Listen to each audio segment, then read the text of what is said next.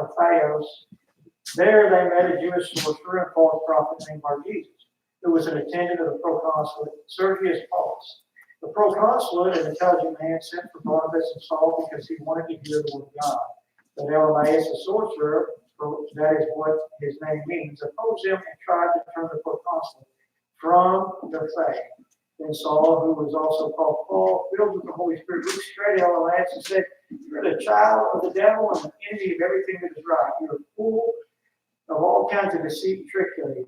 Will you never stop perverting the right ways of the Lord? Now the hand of the Lord against you, you are going to be blind for a time, not even able to see the light of the sun." Immediately, mist and darkness came over him, and he groped about, seeking someone to lead him by the hand. When the proconsul saw what had happened, he believed, for he was amazed at the teaching about the Lord. Precious Father, we love you and thank you. I thank you for your word as always, for it is truth, and it will speak into us. It's alive, and it dwells within us, and if we just reach up and grab a hold of it and draw off of it, Lord, we can be changed through your presence. So, Lord, that's what we do tonight. We go after you, the word, get into who you are, take us deeper and more intimate relationship, further than we've ever been before, so we can grow, we can be mature, and we can produce more and more fruit in this life, right here, right now, Lord God, because we long to see your kingdom come and your will be done in our lives and the world around us. So we praise you for this time, we give you this time, and we give you all glory, honor, and praise, and we receive your word tonight. In Jesus' precious name, amen. Amen. Please be seated in the presence of God.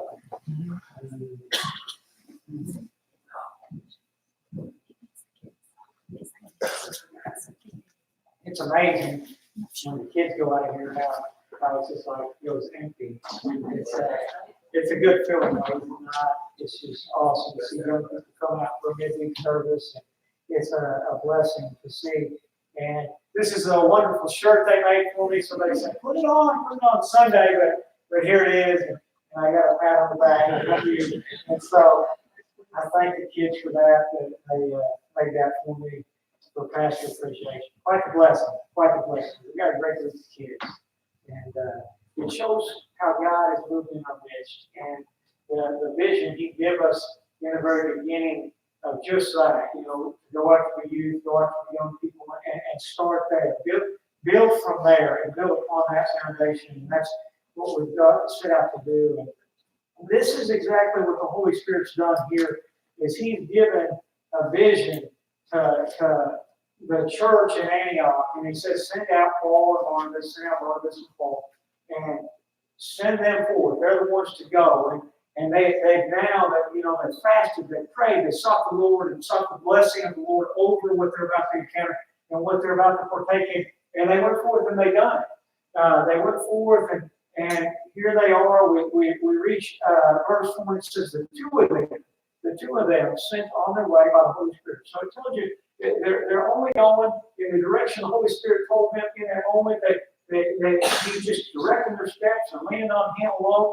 They're just saying, wherever the Spirit opens up a door, wherever the Spirit draws us to, that's where we're going. That's who we're going to be led by, and no one or nothing else. And so they knew where they were going when they set out. And it says they went down to Seleucia and sailed from there to Cyprus. Seleucia was situated about 16 miles south of Antioch. It was a port. It was their port city. It was the port that they would sail out of. So it was a major port. So they weren't heading to Seleucia to witness there. They've got a destination. The destination is that of Cyprus. That's where they're going. It's their first missionary journey is to go to Cyprus. And so that's where they've set out. And so they've traveled 16 miles from Antioch, and they went down and sailed up to Cyprus. And when they arrived at Salamis, which is on the east end of Cyprus, so they start at the east end of Cyprus. They're going to start on the east end, and they're going to go from the east end all the way to the west end. It's the furthest city to the east on Cyprus, and then we're going to take us all the way across the west end. So we don't hear much about what happens exactly in Salamis, but it was the starting point. How many believes the Lord done something there? Amen. Amen. The Lord had a destination, but all through it, there was still seed being sown, and the church was going to be grown through because there was a purpose that God sent them through. South was first and across to the west. And they were encountering every city. And ultimately, the big vision, the big vision, the one that was they were in Cyprus for, the major vision. See, so oftentimes as we walk through God's vision, and we've shared this before, we get this vision from God, and we don't go through all the steps to get to that big vision. We forget all the steps that get us there, all the little things that have to happen and get in place to prepare us. I mean, because when we get here, the proconsulate, he's going to be asking, send for Barnabas and Saul, send for them, bring them to me. I want to know. So word is getting spread as they move across. It ain't just all of a sudden because, oh, come on, somebody. It ain't just because that they showed up and they just walked down and marched down the proconsulate's house. That may be the very vision that God said, you're going to be preaching to the proconsul, you're going to be preaching to the governor, you're going to be preaching to the one that's in charge. He may have given that exact vision, but that's not where they started. It ain't like they marched in and kicked down the door. They said there's some steps, some doors going to have to open, some things going to have to come into place and fall into place for us to reach that point. And that's exactly what they've done. So they started at the east end, and they began there, and it says, when they arrived at Salamis, they proclaimed the word of God in the Jewish synagogues, and we see that plural, meaning there was more than one synagogue. There was numerous there. It was a very large city, and so there was more than one. And it says John was with them as their helper. Now, when did we meet John? Who is John? You're going to help me out. He's going to have Project Paul. Okay. When did we meet him? Is this John the Revelator you're speaking of? It's John Mark. John Mark. He wrote the Gospel of Mark. It's John Mark. We met him in chapter 4. Remember? Where did Peter go? What to Mary? Huh? The house of Mary. To the house of Mary. The mother of John Mark, right? Yeah, this is John Mark, and it's the same one. That's what we talked about when I guess it's been months ago now. That was kind of the introduction to John Mark, wasn't it? And now he's with these guys. He felt led to travel with these two and be their protege. It becomes very important because John Mark actually is the reason, we'll find out later, that Paul and Barnabas haven't fallen out, is it not? I mean, he's one of the major reasons. John Mark is a helper, or King James says minister. The word is huparades. It means an underling, a servant. It is properly used as a rower or a crewman of a boat. So they were the ones that working in the bottom of the ship. When they use this word in Greek terminology, it was one that referred to one that was above the ship doing all the work down there, rolling the boat. They weren't the captain. They were just doing the work behind the scenes. That's what he was doing. He was there just to help and to serve and to move behind the scenes and be essentially what? A deacon of the church, really? A servant. That was what he was doing, was serving Paul and Barnabas as they went in whatever capacity they needed, or whatever capacity the church would need, wherever they were in the synagogue or wherever they were. He was there to do just that. He's waiting tables. He's ministering. He's doing the work behind the scenes. Okay? Well, it was in their house that Peter came after he got out of jail. Yes. So it was probably like a house church that they were hosting. Absolutely. And he was helping with that. So Yeah. they just took him along from there. Right. Yeah, somehow he was him and Barnabas, or I believe it's his nephew, if I remember correctly. I don't know if that's another. He's related to Barnabas somehow. I don't remember all the phrase. Somebody might know that off the top of their head. But he is he's relation to Barnabas and nephew or something like that. I'm doing one right now. But yeah, and so he was probably serving in that house. This is probably what he was raised up, to do in the church. To serve in that capacity, just just to wait tables and to do the things that behind the scenes. And this is what he's doing now along this mission field. How many knows you need him? Amen. How many knows you need him?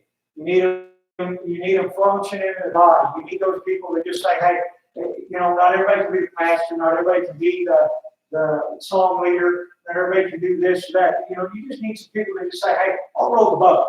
I'll do the work behind the scenes. I don't need a title. These guys are essentially the ones, and I say guys, men and women, these are the ones that they're the ones that make the church function. Without them, the church would never function properly. It wouldn't. And you got to have those type of people. You just got that servant heart. What happens to these type of people? Most generally, what does God do with these type of people? He can elevate them, can he not? He elevates them to a higher position, a higher quality. Why? Because then you'll be faithful a lot. It's a growing place. It's a growing place. Most people don't want to start here. They want to start up here. They're not willing to start here. I mean, how many of these young kids do we see in this generation coming up? They're ready to make $1 million a year. I'm out of high school and I ain't a lot. They want the big bucks out. They don't want to put in the work or the effort to get it. Just because I am who I am, so I deserve what I should get. I deserve what's. I mean, that first comparison is, well, such and such makes it. We're doing the same thing. They've got in 40 years. They've worked there 40 years. They put their heart and soul in this place. They built this place from the ground up. They went through the hard times. They went through when they was making peanuts. They don't see that. They just want. And this is where the world's tricked in and come into the church because we've lost sight of this very thing that no one, they want this without this. They don't want the process of growth. They don't want the process. I mean, I've said this before. The pastor, his job is just the ultimate servant, is it not? My job here is to serve the people whole. I mean, if it ever gets to serving me, then we miss the whole point. We miss the whole point. Pastor Appreciation Month is this month, and so we get put up on a pedestal, and at the end of the day, if it ever becomes about that, if that's why we're doing it, we miss the whole mark. We're here to serve the people, to be his hands and feet. And if you don't ever learn that from the bottom to get to this place, then when you get to this place, then the church comes in serving you and they're not serving Jesus. Amen? Amen. We don't want, absolutely. Me. And it's never, we serve you for his glory. Not for your glory, for his glory. We serve each other for his glory. This is why we do it. And so this is something the church has to get back to. And we got to show these young kids that's how do you show it? By walking. It's the only way. You can go back here. I can go back here to these teenagers and say, hey, you need to do this around here, and you need to do this. You know what they're hearing? They just want me to do everything. They brought me here so that I do this or that. They don't hear it that way. You got to show and lead by example and show why you're doing what you're doing. If they never set the example, then it never trickles down, and they don't see it. And they continue that same mindset of me, and I should get. I'm going to lose my voice really quick tonight. I don't know why. If it's something in the air or what. I need to start preaching. So we see John Mark doing exactly. I mean, essentially, we saw Stephen start as a deacon. Did he not? He waited tables, he serving tables. He just served them, and in a moment, it wasn't very long, but he was raised up, and he becomes the pro martyr, the first martyr. He becomes the guy that sets a standard of growth in an instant. It didn't last long, but in a moment's time, he's one of the most memorable guys in all of the New Testament outside of Jesus, is he not? I mean, everybody knows about Stephen. I mean, very few people. You mentioned that if you know anything about Jesus, you probably know something about Stephen. And Peter and Paul probably the only other two that you may know more about. But at the end of the day, he was just a deacon. And one moment, God opens up the door and raised him up and gave him that moment and said, here it is. And now he becomes such an instrument for the early church. And John Mark is in that same capacity serving right now. And we get to verse 6, and it says they traveled through the whole island until they came to Paphos, which is, like I said, it's on the western side. It's according to Strabo, historian, he says Cyprus was about 170 miles long. So they've traveled approximately 170 miles from east to the west, walking across, ministering, preaching the gospel, and teaching. I mean, aren't we fortunate today? I just think about it, how we're just so fortunate today. I can get my car and drive 170 miles and be there really quick. If somebody says, you can go over and preach in this church or whatever, preach down here or on the corner, whatever, I can jump in my car and go down there really quick. But to walk 170 miles. You imagine the reliance on God through that. You imagine the growth process. See, all of this, it's not. I think we take so much for granted, and we get such in a hurry because of these things we got that process of going across the 170 miles, we miss that process. We not only in our growth, but the chances and opportunities to witness the people we touch, the people. I mean, because I'll get in my car and go from here to Branson. We did it on Monday, and I just can't wait to get there because you drive to Springfield every day or wherever, If you're like me, I just want to get there. I do not like driving. I don't like being in the car. But what a time we really did have a good time. Just fellowship in the car and listening to my daughter yell. And she's a very loud girl. Not to get off subject here, but she's very loud. She's very loud. But we don't get to see her as often. So it's just kind of nice to sit there and listen to her be very loud. No one tell her this, by the way, because her feeling, but I don't even know why. I really don't.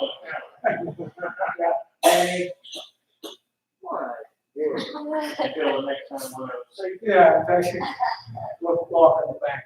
No, it was such a blessed time for us because it's time that in the past you take for granted, but then when they're out of the house, you start because Marlena sees her once, twice a week, and they say talk every day. Me, I don't see Skylar like once every couple of months. I mean, I feel like I hardly ever see her. And so it was just kind of nice to sit there with her. It was a little more much in the restaurant because we get a dirty look. But that's a whole other story. But it was, but me, I saw this old Adam Sandler movie. It's called Click. You ever watch that? And the guy gets this remote where he can fast forward time. And so he fast forwards through all the things he don't like. Well, next thing you know, it's on auto set, or he breaks the control or something, and skipping his whole life, he's an old man before you know it. But isn't that the way we go through life so oftentimes? We go through here, 170 miles, just taking his time. They're going through here. Not to mention the ministry time they had together, but the quiet time with God, the times to just touch lives, to minister, and just enjoying it. I mean, because you're not going to get no hurry to walk 170 miles. I promise you that. I was telling Marlena, if I had a bathroom in my office and a coffee pot and a deal of sugar, I would come in my office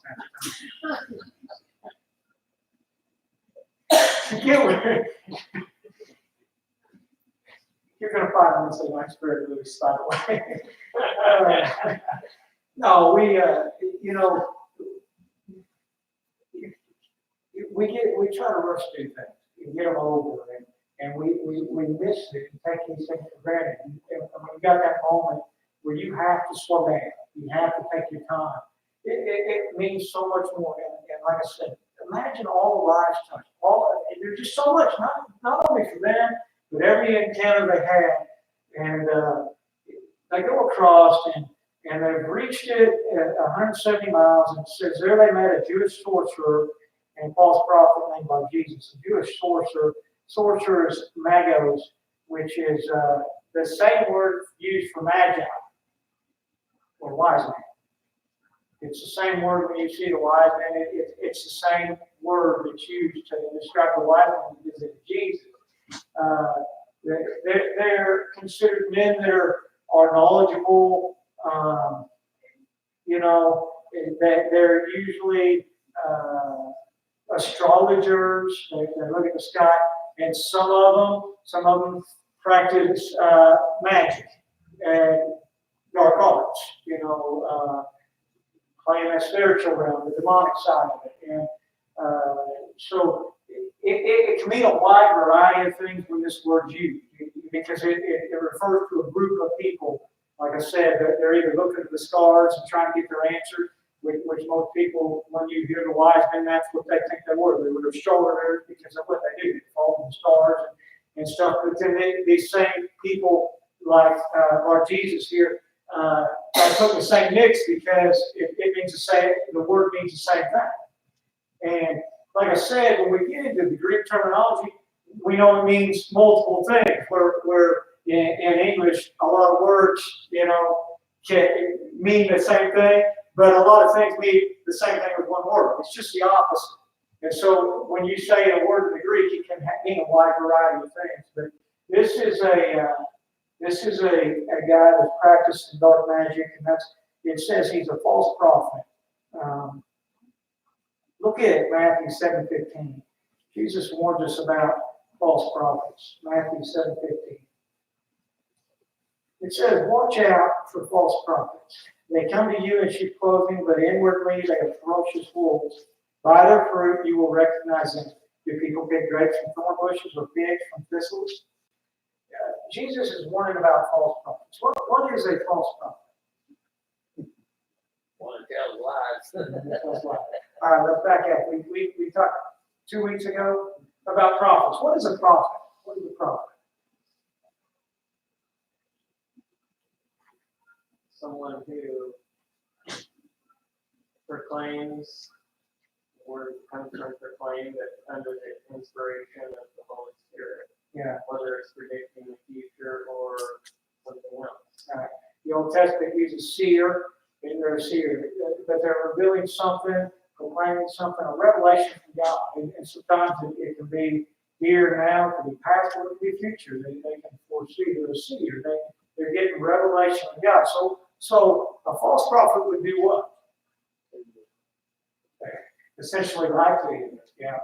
Essentially just the opposite. What's a prophet's job? That's a gift of prophecy, is to encourage. But what's ultimately the prophet's job as a whole? Bring forth the word of truth. To do what? It means not people. To draw them to God. To be a messenger. To bring forth the word, whatever God says, to draw them to God. What's the false prophet's job? And to draw them away from God. What'd you say, Steve? You go away from going astray. To draw them away from God. It's pretty simple when we see it. And, a prophet's job is to draw people to God. And a false prophet's job will be what? Pull them away from God. Get them to run from God. And what's the Bible tell us? No man, by the Spirit, we call Jesus a curse, can we? In other words, no man speaking of God or anything is going to do anything to push you away from Jesus, get you to run from Jesus. We talked about Jonah in that he's a prophet. He brought bad news. He brought something that is proclaiming God's going to come. Well, what was it? It was essentially turn around, get right with God, get your feet back on solid ground. It's them to get it right because God didn't want to wipe them out, did he? He didn't. He didn't want to. That wasn't his desire, ever. His desire was for them to get back right with God and to look to him. That's his whole goal. And so a prophet's job is that, and a false prophet is to get you away from God, to draw you away from God. How do you recognize a false prophet? Bad fruit. Yeah, we just looked at that. Yeah, bad fruit. They don't produce fruit. They don't produce fruit. Essentially, they're not producing something that is going to draw us to the living God or the Spirit of God. Their job is to bring us down, to tear us apart, to break us down. Why? So we look to something other than God. So it don't matter who it is. It don't matter what it is. This is a false prophet's job is to get everybody's eyes off of Jesus and say there's some other way. You know, you can save yourself. I mean, Bryce and I've been talking a lot, well, not so much this week, but last week and the week before, about Muhammad. Muhammad. Anybody know much about Muhammad? Muhammad. Muhammad. Oh, not that Muhammad. Not that Muhammad. Muhammad. He's the one that brought forth the Quran. Essentially, they call him the last prophet.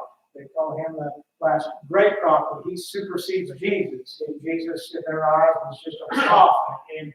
And he said that God gave him revelation that the writers of the Bible had twisted it, and especially the New Testament writers had really messed it up and twisted the Word of God and lifted Jesus up. Essentially what he did, he took the eyes off of Jesus. The eyes off Jesus is the only way. He says there's one way. I am the truth, the way, and the life. He says that's it. This is everything he taught. No matter, there's scholars that want to put to the book of John and said Jesus said that's the only place, and John's later, and that he's the only one that said he is the Son of God, he is God, that's the only place, that's all in John. The other Gospels didn't say that. But Jesus says, I'm teaching no matter what Gospel you're looking at, says I am the truth, the way, and the life. The way, not a way, I'm the way. And you got Muhammad saying, coming along 500 years, 500 years later, they're saying, I'm the greatest prophet of all time, and he ain't the way. So what is he? He's a false prophet because he's taking his eyes off Jesus. It's simple when it comes down to it. When we take it, the fruit says there's one way. The fruit says my joy, my peace, and everything. The only place I can find it is in Jesus. Is through the Holy Spirit, through being attached to the vine. It's the only way I can have fruit. I can't find fruit through I can't even find fruit through my life. I can only find fruit, real joy, real peace, real love, by attached to the vine. And if I'm not attached to the vine, then I won't produce real fruit. And if I don't produce real fruit, and I'm proclaiming something, then and it ain't got fruit in it, I'm a false prophet. I'm saying it's of God. I'm saying I can say it's the same God of Israel, the same God of the Old Testament. I can say all that, but if it does not point us in that way, the only way, and don't produce fruit in it, attaching us to the vine, then it's not of Jesus. He's a false prophet. He or she. And so, how many believes that there's still prophets that live around today and work in ministry? Absolutely. The fivefold ministry has never been rescinded. It has never been rescinded.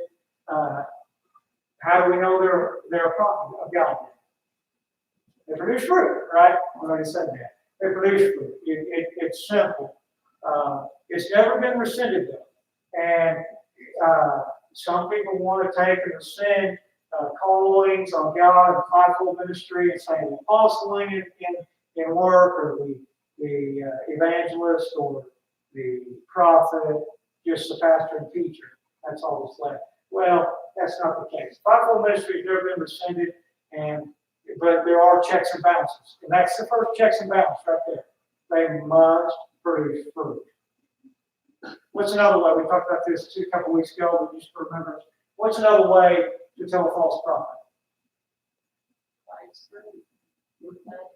Bad fruit. What's another way? Say that we don't match the Word of God. That's another good one. That's absolutely.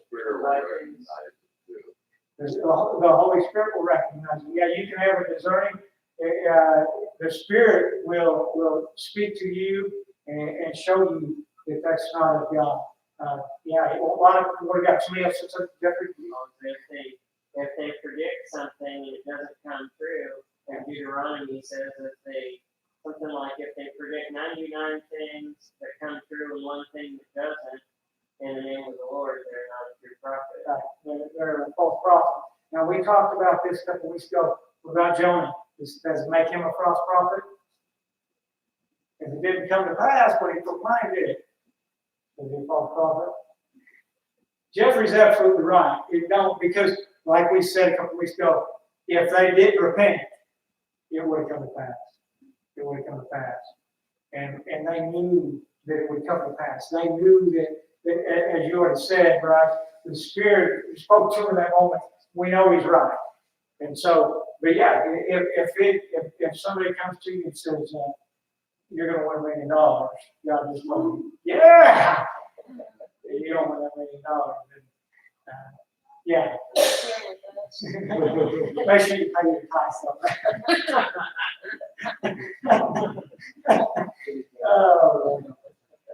But yeah, essentially, if it don't come to pass, it was a false prophet. Now, with that said, can a prophet miss it? Absolutely. Anyone can miss it. I don't care what you're in. You can miss it. Every one of us still walk in the flesh and can be caught up in the flesh. And so you can send forth a false prophecy, and in that moment you walk as a false prophet. So anyway, here we are. They met a Jewish sorcerer and false prophet named Bar Jesus. Who knows? Who knows what Bar Jesus means? Son of Jesus. Son of Jesus, or Yeshua, Joshua. But yeah. And it's son of. Bar means son, and it's son of. Either you use Jesus or Joshua. But yeah, it's son of. And it says, do you think that was his name? Scripture talks about false prophets that will come in his name. Yes. And Son of God, whatever. Right. And say they're Jesus. And so Right. it was basically predicted. Right. That people do that. Yeah, he proclaimed in his name that they're serving him, that they're false prophets. Yeah, he proclaimed that, he declared that would happen. The name Yeshua at this time was a very common name, and so he could have been a son of Yeshua. He could have been it. That's what I always thought it was, not that he was claiming to be Jesus of the New Testament or son of, but just that his earthly father's name was Yeshua or Joshua or whatever. Right, yeah. And it could be either way. It could be, he could be proclaiming something, or it could just be he is a son of,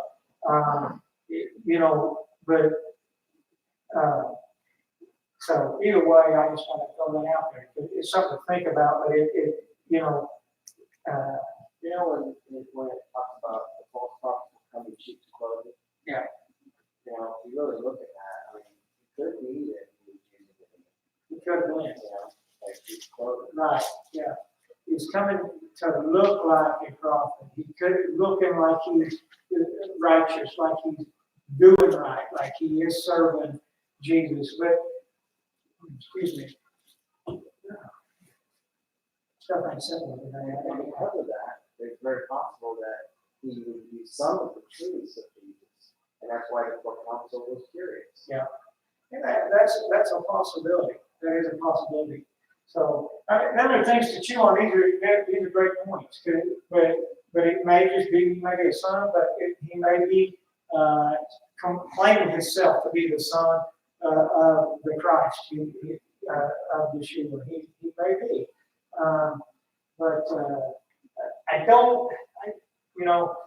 don't know if this was his name per se, so to speak. He's using this as a title, either as a son of or the son of Jesus.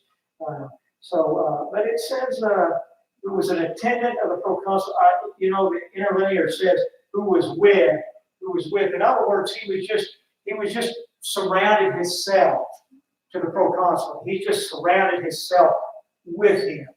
In other words, he just placed himself there, and he's become a part of the proconsul's life and things. This is what the enemy does, is it not? He tries to get into places of power. He tries to get into places that he can get an authoritative figure on his side. What happens when he gets into authority? Everybody under that authority, he can bring them to submission, can he not? He can put a thumb on them. He can hold them in place. He can use men of authority. That's why it becomes so important to pray for our government and those in authority in any area. Because if the enemy ever gets in, and that's what he longs to do. He longs to go after just you and I, but this is why. Essentially, this is why it's like the shepherd and the sheep will flee. He's always going after the higher ones. He'll hurt as many along the way, but if he can get to the top pinnacle, then he can hurt everybody from there. By means, why? Because then he can draw them back unto him. So the reliance is there. Is that not essentially what he's going to do with the Antichrist? No buy or sell or trade if they don't take his market. Essentially, he's trying to get into power, he's trying to get into authority, and this is what he's done here. And he surrounded himself with him, and it says who was attendant of the proconsul. I think the King James uses deputy. The word there is I don't have the word in Greek, but it's there's two different types of stations as governors in the Roman Empire. There's a procurator for the proconsul. Whoever puts you in charge determines what your name is. If the Senate puts you in charge, if you're under the Roman Senate, you're a proconsul. If you're under the Caesar, he puts you in place, he puts you as governor, you're a procurator. We hear procurator a lot, talking about those in Herod and them. They were procurators. They were put in charge. One of the reasons the Senate, if it was an area that the Senate and Caesar didn't feel was going to uprise, everybody was going to stay calm and submission, then the Senate was in charge because they wouldn't need the military there.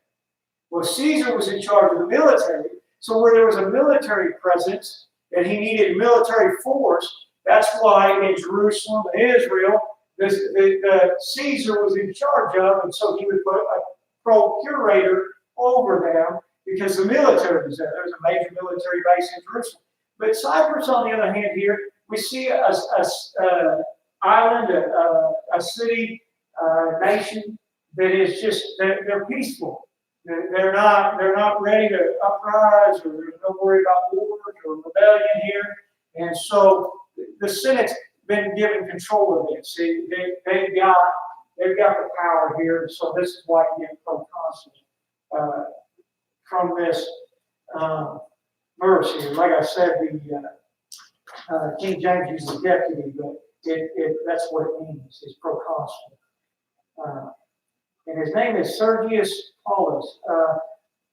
It's very interesting to know. I just love when history lines up with the Word of God. And they went into Cyprus a couple of years ago, and archaeologists actually found coins with his stamp on it. They found coins that showed that he was the governor of Cyprus.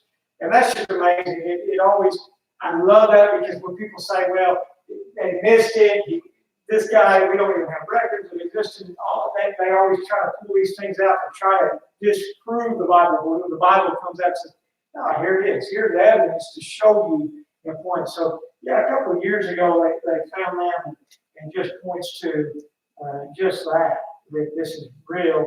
And it again proves the historical factor, how Luke was when he wrote this book, that he was so, he just wanted to make sure he got the historical facts right. He wanted to get everything historically right, so that when people looked at it, they knew that he knew what he was talking about, that it was historical fact, It wasn't just something he conjured up, it was historical fact. And so him putting in names like Sergius Paulus gives us a time frame, it tells us, then we can look at this, it's just amazing. And so I love that. But it says the proconsulate, an intelligent man sent for Barnabas and Saul. An intelligent man, or King James says prudent, the word means sunatos. It means intelligent, prudent, wise, understanding, or discerning. It's the definition of just a wise man, somebody that's very smart. Wise man, the definition is a man of unusual learning, judgment, or insight. That's the definition of a wise man. What's a wise man do? A wise person, smart person, what do they do?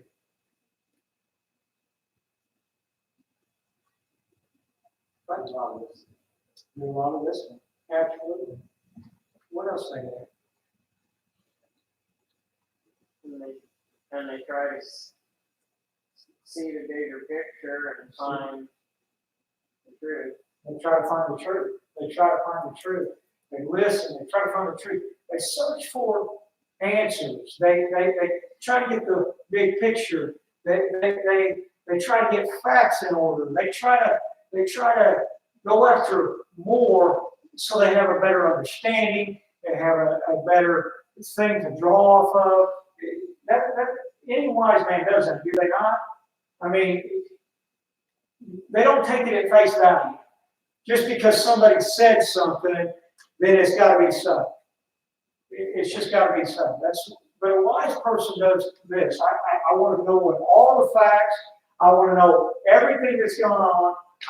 I want the full picture so that I can decide for myself. It's somebody with a mind of their own, is it not? Not a mind of being told this is right, that's right, this is the way it is, that ain't the way it is. How many knows that we live in a culture that isn't real wise anymore? Yeah. We live in a culture that don't have this kind of thinking that says, I need to see it. They just take whatever the media says, they just take what the world around them says and say, hey, it must be right because such and such said it. It amazes me. I think I shared this, but I got to share it again because it's just so prudent tonight. But I was on Facebook one time, and it said that, the catfish, the largemouth bass were eating water moccasins, and people were catching the water moccasins, or they were catching the largemouth, and when they would pull them out, the water moccasin was jumping out back. And I thought, that don't even sound right. You catch a largemouth and the snake's in there. Wouldn't the snake die? I mean, it's got to suffocate. Really quick. And this is an article where the deal, it looks like a newspaper article. It looks real. And I clicked on it and read it. I thought, this is a lie. And so then I went and I researched this, and somebody said, yeah, there's an article going around that this is really happening, but it's not even possible. Because as soon as any fish, swallows something, it begins to break it down immediately. And unless you caught that fish within, I think they said 20 seconds, the snake would be suffocated and already started to dissolve inside the fish. And it was like it had to be bam, bam, bam. And they said, what kind of fish just ate a largemouth or ate a water moccasin and now is going to eat your back? I mean, come on. And they said that don't even, it's not even feasible. And I'm like, well, that's what I thought. But it's amazing because there's people that really believe it. They believe it because they put it on there. They put it on there. But they just take it at face value. I had a gentleman that we used to, I know, and he put on Facebook a while back, he put, it amazes me because people believe the Bible, which was written in 1600 off a translation. And it's been retranslated, and they read that today, and they believe it's real. Date back to 1600. And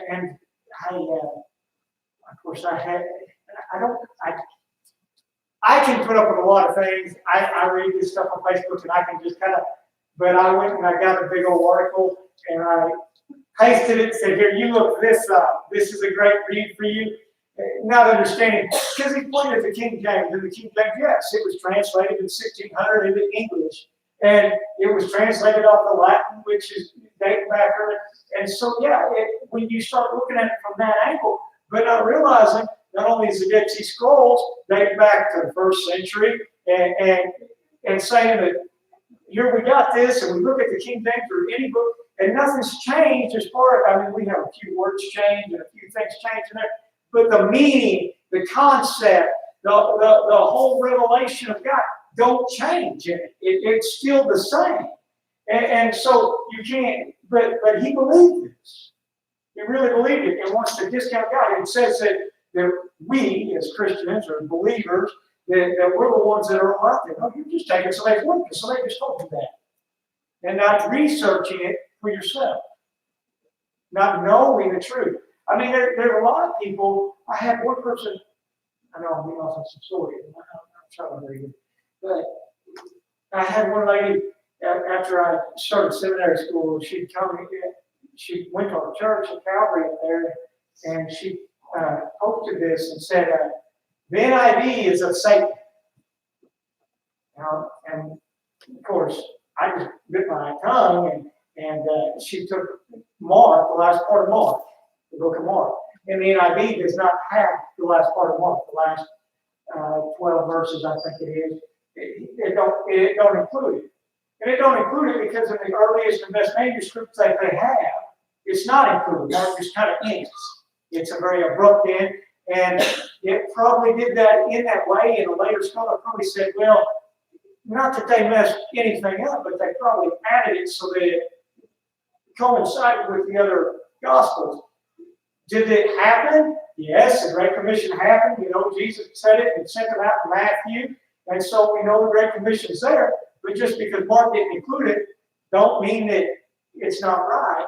But because the NIV don't include it, don't make the NIV of Satan. The NIV, as I said, I use it because it's the clearest English version there is, but at the same time, and I always try to give you the Greek, but to think that it falls short, or in the King James, or any of it falls short, it's done. That's why I say look at the Greek, get a better understanding, know what the interlinear says, and line it up. But the misconception, just because somebody pointed, it just gives them a little bit of information, and all of a sudden they build this and build their whole thinking around it without being wise enough to say, hey, I want the full picture. I want to understand. Why isn't it there? Why ain't it in Mark? Why the NIV, so many people use it, why ain't it there? You don't just say, oh, it's a Satan because somebody said it ain't there. This is men and women of God. This is men and women of God that says, I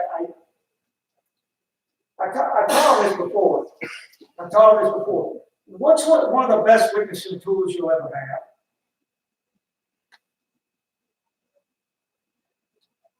have?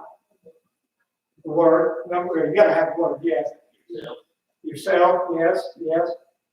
But knowing what the other person believes. I'm specific. You got it right. You ain't missed it. You gotta have the things, but knowing what the other person believes. You need to know. There's a great tool to have in your toolbox. You need to know what an atheist believes. You need to know what a Muslim believes. You need to know what those out there that don't profess Jesus Christ believe. You need to know it. So I'll tell you this. The enemy knows it. He knows the Word of God. And he'll do everything he can to twist it. And if you don't, as you said, number one, if you don't know the Word of God and you go out to witness, they're going to twist it right back at you because he's going to make sure that it was amazing. All over the place tonight. My son came home from school one day, and he said, there's this kid, he's a professing atheist. He don't believe in God. And he said, he come up to me and said, did you know Jesus' name ain't Jesus? He said, well, no, Yeshua. And the kid said, oh, you know. And Dyson said, yeah, I know. And he said, oh, most kids don't know that. Most Christians, they don't even know that. And he's like, he just going off, and started asking guys some questions. He knew about the Word of God. He knew things about the Word of God, but didn't believe. But yet he's got Christians that they're not prepared. They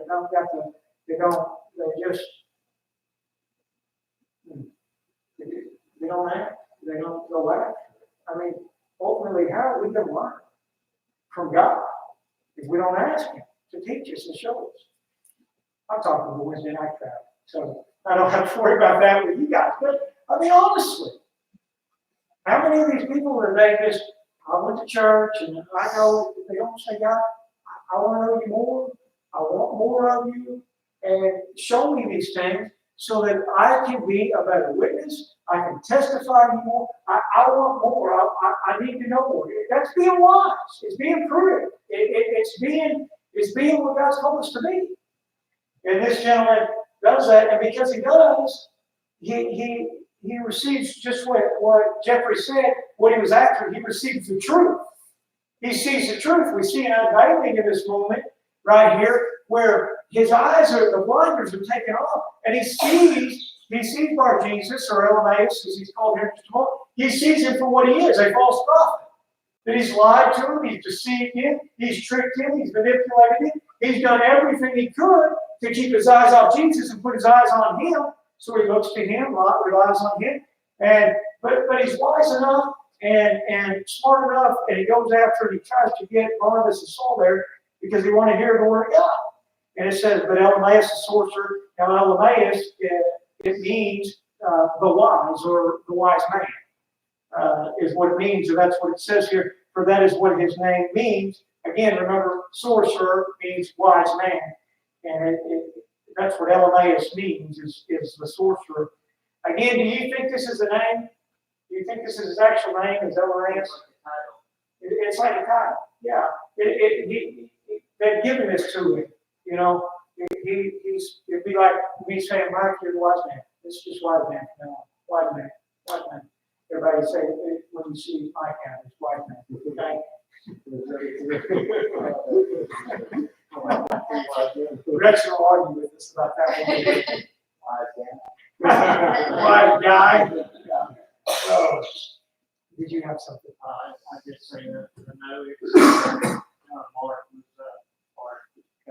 Cousin, yeah, cousin, that's what it was. I couldn't remember cousin.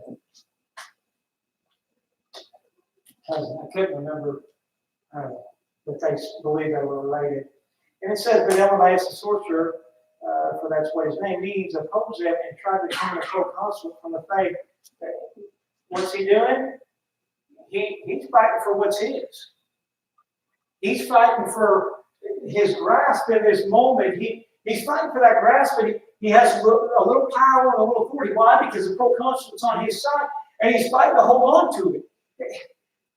See, I'm trying to get us to see all these little nuggets here, because this is what the enemy's willing to do. Is he's willing to put up a fight so that he can walk in power, he can walk in authority, where Christians weren't willing to stand up and fight no more and walk and try to fight for that power, for that authority that's rightfully ours. When we talk about let your kingdom come, that gives us power and authority, because that gives power and authority to God in the world, and we're walking in His kingdom.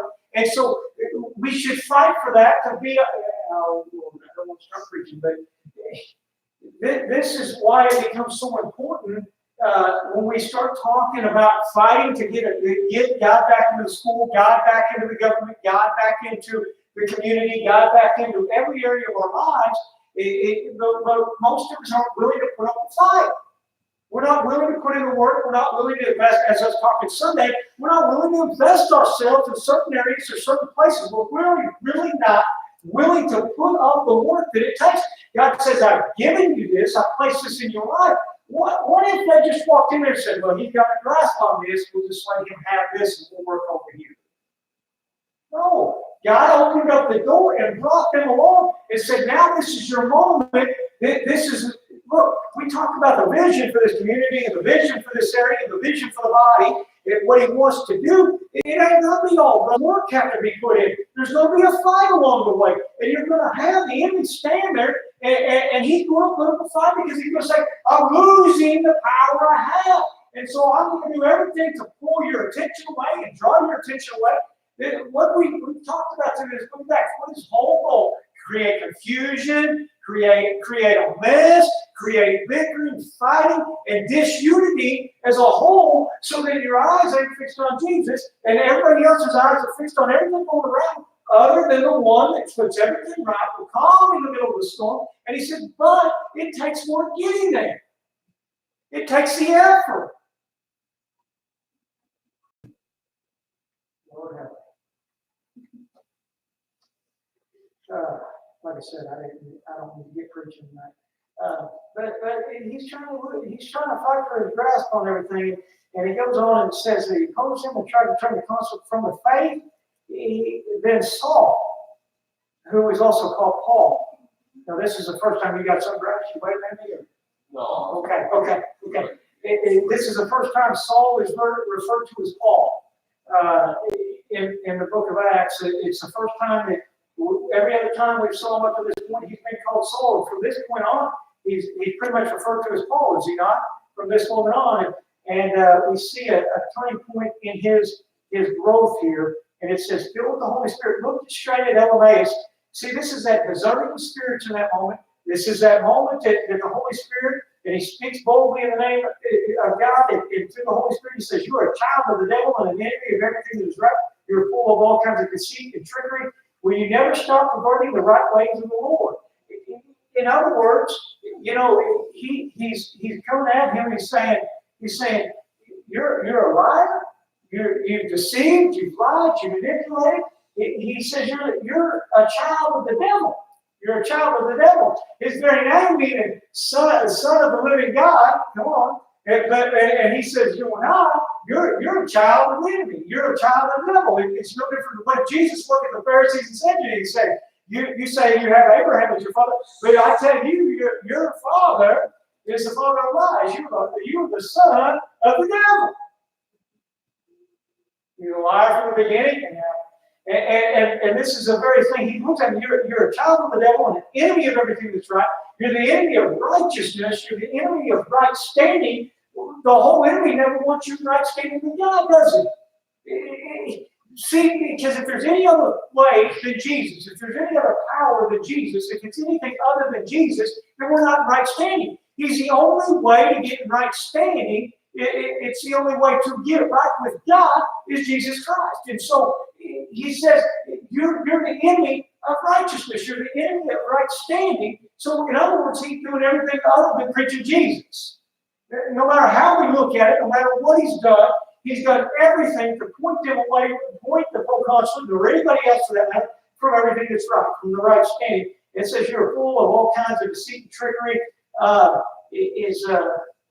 Deceit is I can't say that in King James. It is dolios, which is to bait or craft or deceit. Bait, craft, or deceit is what it means. What's he doing? He's baiting it. He's done other. This is what the enemy does. He shows something that looks good, so that we get our eyes fixed on that and not for Jesus. Is this not where every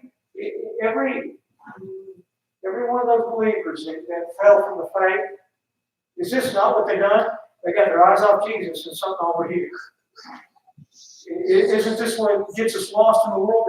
Is getting our eyes on money, fame, women, whatever it may be, and getting our eyes over here other than Jesus. Self-righteousness, living by the law, anything other than Jesus. And that's his whole, it's a bait, something that says, this is better, this way's better. A bait, and baiting them, and then trickery, mischief in the King James, it says, at ease in doing a laziness, a recklessness, or a wickedness. He's done nothing but create wickedness, He's trying to create an atmosphere laziness, essentially. We think about the world around us. Isn't that what he's trying to create in this country? It's just a sense of laziness where we just, why? We've already said it. If we never work for nothing, we're not going to get nothing. If we sit around and we're always looking for somebody to give us something, this is what he's created. This is what he brought in. Is that mindset. It's a laziness atmosphere. It's a place of give me, and do. And this is all. This is the thing. This is the way we see. This is the fruit that he's producing. This is the thing that he's producing in the life of the proconsul and everybody that he encounters. And we see Paul calling him out this moment and saying, "This is what you're doing." And he says, "Well, you never step according to the right ways of the Lord. Now the hand of the Lord is against you. You are going to be blind for a time and not even able to see the light of the sun." Immediately, mist and darkness came over him, and he groped about seeking someone to lead him by the hand. I'm really trying to hurry, but we see this moment right here. Think about this. Paul has not performed any miracles up to this point. He's preached the word of God. What happened to Paul on the road to Damascus? He was blinded. And his first miracle is what? A blinding coming on Ananias or Jesus. And in this moment, the very thing that happened to Paul, why does this become so important? The very thing that Paul went through, he can witness to for now. This is why we endure some things sometimes, because then we can be the very one that says, "Hey, I was blind too. I was the one out persecuting, killing Christians. I wasn't right, but I know what I did. When Jesus came to me and I was blinded in the moment, he showed me something. The only way I could ever see is by getting my eyes fixed on him, by drawing to him and going to him, by listening to him and what he's saying." You've got a moment here. See, this is the type of God we serve. He don't come to just look at the way. He says, "I've come to make a way that none should perish. I've come to do everything I can to reach out and grab a hold." And so he says, I'm gonna bring the same thing I brought Paul, so Paul can minister to him in the moment. This is why we endure and go through so many things in our lives, is because God's trying to get us to a place, not only for us to grow and mature, but he allows us to go through it because it may be the very thing that we can minister to somebody else through. If we've never experienced, listen, if we've never experienced what it's like to be broke, it's really hard to go and minister to somebody that's broke. How God brought us out of it.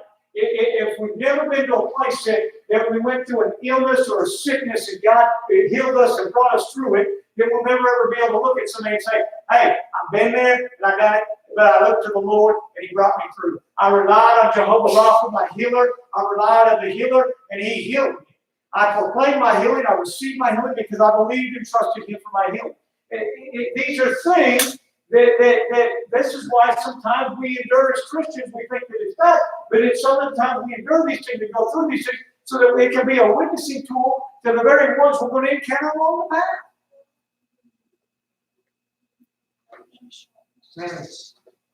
Wow. And it says, someone led him by the hand. We know that Paul was led right into Damascus by the hand. And it says, when the proconsul saw what happened, he believed, for he was amazed at the teaching about the Lord. He believed the word. Why? What did the word come with? Power. It come with real power. It come with real authority. This guy proclaimed he had power and authority. This gentleman claimed that he had supernatural power, whether it was trickery or deceit he was using, or he's drawn off the dark side, the demonic side of the spirit realm. Either way, what he's done is he's never really had real power. And Paul, in this moment, right now, has real power. Real power. Through these verses, what we see, what I want you to see is, first off, a change here. Up to this point, throughout the book of Acts, not that we've saw them a lot, but up to this point, when we see Paul and Barnabas together, it's always Barnabas and Saul. It's never Saul and Barnabas. It's never Paul and Barnabas. It's always Barnabas and Saul up to this point. Barnabas' name came first. But from this moment after this, Paul becomes we read Paul and his companions. We later say Paul and Barnabas. We later see Paul and Silas. It's always Paul and somebody else. What are we seeing? We're seeing a growth into the calling of the apostate ministry that Paul was destined for. Like I said before, he was preaching, he's teaching the word, he's doing everything to grow up to this point, and now he's just being led. In the moment, why? Because he's been faithful in the little, and now his growth is the calling on his life is great, and he's raising up to that, and God's raising him up in this moment. And we see that, I believe this wholeheartedly, this is why we see the name from switching from Saul to Paul. It shows us two things.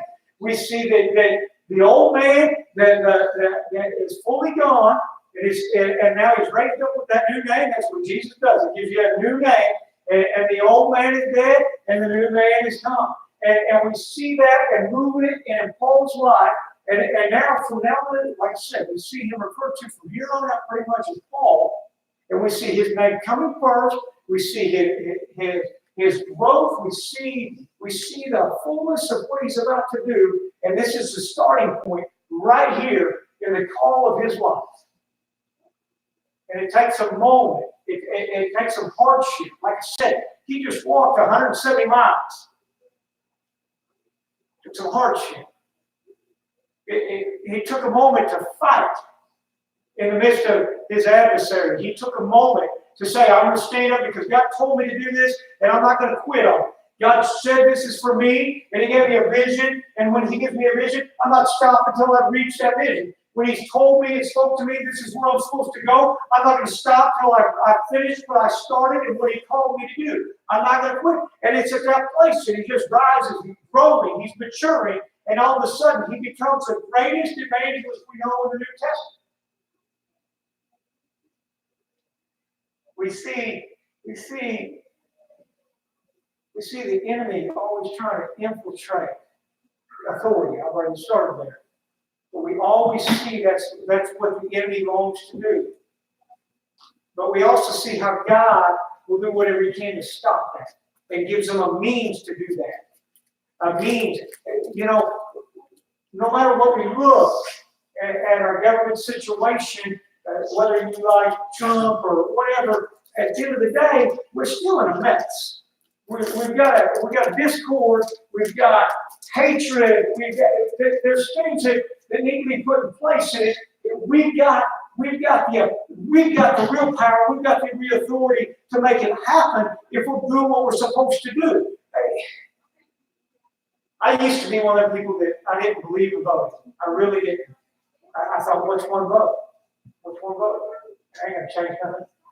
But this really started hitting home with me because God said, I've given you the ability. This is one of the places, if you don't stand up, and then the person next to you don't stand up, and the next person, then the enemy has it. This is the moment of fight. We talked about 2016 being a huge election. Don't get me wrong, it was a huge election year. But we're on the fringe of another huge election year. And we need to rise up and do our part and fight because, look, if we keep taking an idle seat, we've made great strides in a portion over the last 2 years. But there are bigger things because the enemy's still bucking and fighting and trying to kick down the system. That's prevalent to me. That's first and foremost. Why? Because I've come that you may have life and have it more abundantly. I've come to give life, and so when he wants to give life, then we allow him to destroy life, then we're not standing up for what's right. At the end of the day, he says, if you've got a voice, so use your voice. Stand up and fight. Don't let him talk you out of it. I've given you a voice in this moment. Make it count.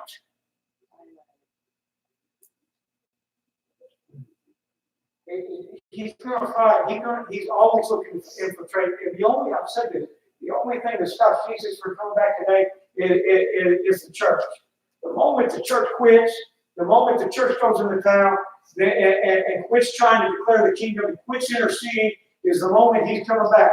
And I'll be real with you. He may come back and find a lot of us, and he says, you're You're not ready either. You didn't seem to care about my kingdom now, so why you want it now? And you have the whole time. You have authority and power to have the kingdom of God on earth. He said the kingdom is now here. The kingdom is at hand. The moment Jesus came, the kingdom came. And the access to the kingdom came. And we have access to the throne of God every single day, but we've got to use it. We've got to apply it. We've got to let it just consume us and walk in it and declare it in everything that we do. Amen.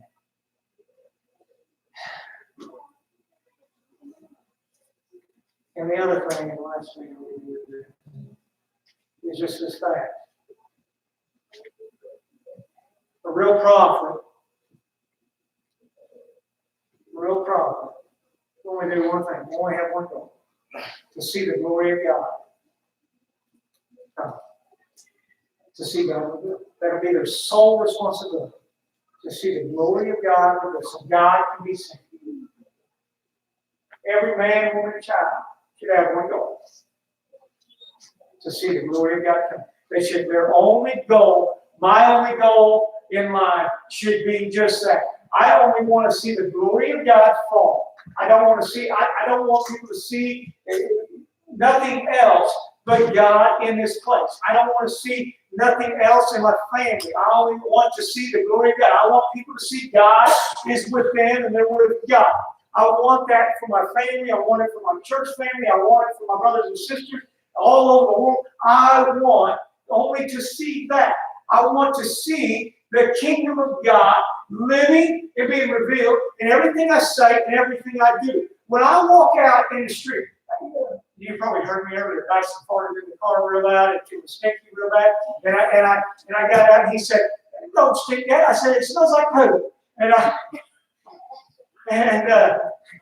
Randall standing out in the yard and I saw him look up and I'm like, "Oh Lord, I hope he understands." I'm not saying I'm a bad Lord. I got, because that's always in my thought. Because I don't want to ever give Jesus a bad name.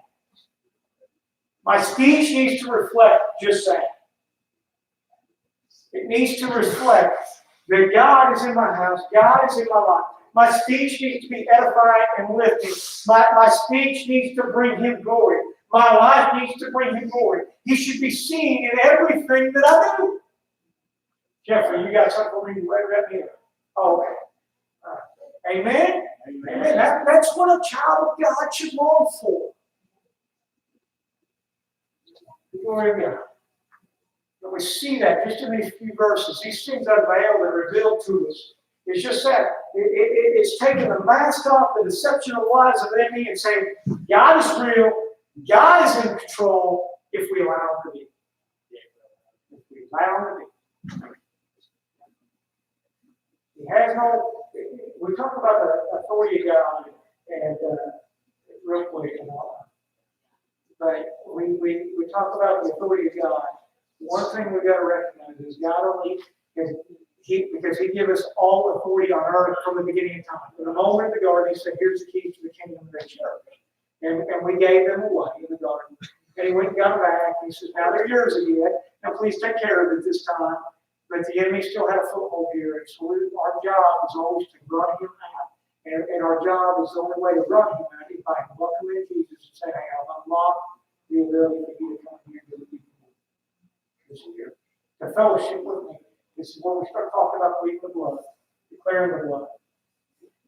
Give Him access. Give Him access. Absolutely. Anything else? Anybody want to add anything? Amen. Let's go ahead and dismiss the prayer. I'm sorry, I'm going to move on. I do not know.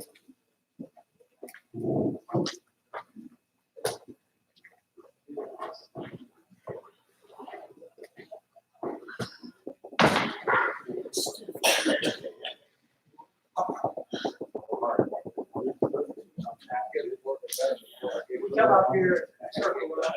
Right. Yeah.